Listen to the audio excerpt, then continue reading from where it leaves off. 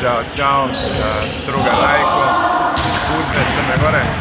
Član sam isto tako i reprezentacije Crne Gore već dugi niz godina.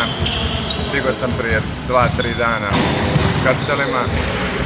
Za sada je sve super, isto kao što sam i očekivao. Trener radi svoj posao i to je jedan od razloga zbog kojih sam došao ovdje. Uz kvalitetan rad sa ovim momcima, jer sam vidio da je dosta mlada ekipa i da će biti potrebno dosta rada na svim segmentima, ali uz kvalitetan i dobar rad mislim da bi mogli da postignemo dobar rezultat, čime se i nadam.